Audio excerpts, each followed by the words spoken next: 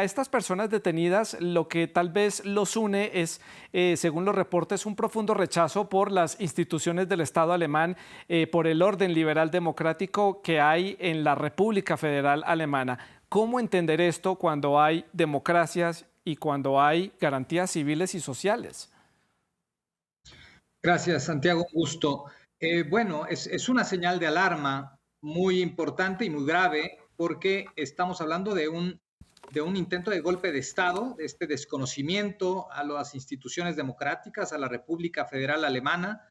Hay exmilitares, hay exdiputados, hay, digamos, distintos grupos que comulgan incluso con esta organización QAnon que fraguó este intento también de asalto al Capitolio estadounidense el 6 de enero del año pasado y no es un caso aislado, entonces hay que tomar esto como una amenaza real a la democracia y una crisis democrática en todo el mundo y en particular en Europa el ascenso de la extrema derecha ha sido muy preocupante porque se le ha tolerado, se le ha normalizado, se ha permitido incluso cohabitar en distintos gobiernos en Europa. Hay entre 15 y 16 Sí. estados de la Unión Europea donde la extrema derecha ha crecido de un 15 hasta un 60% en los escaños. Es un asunto para saltar a las alarmas en toda Europa.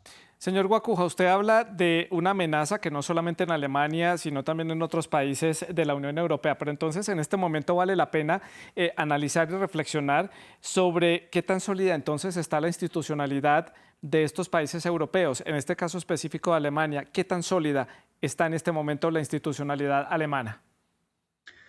Bueno, lo que sucede es que estamos ante distintas crisis que se han ido entretejiendo.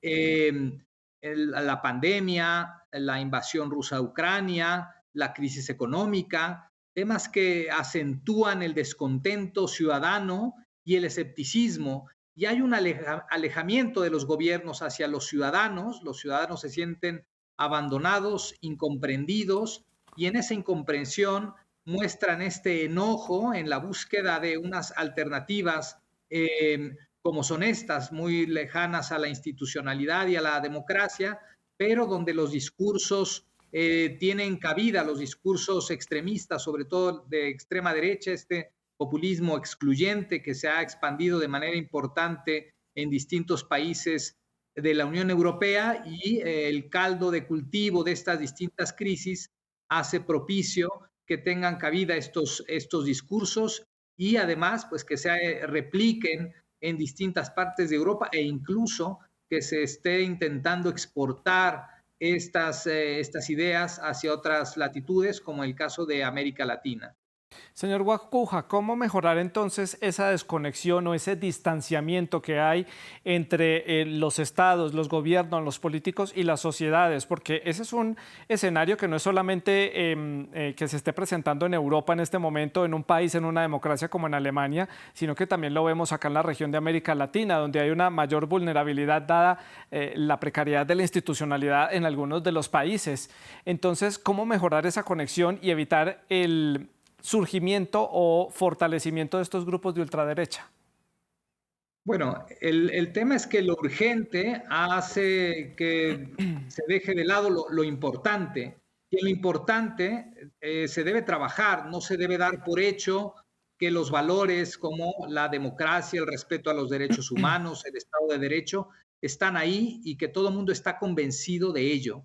Hay que reforzar, hay que propagar y sobre todo hay que convencer que estos valores europeos, estos valores democráticos, son importantes. No basta que estén ahí en un tratado o en una constitución. Hay que promoverlos día con día.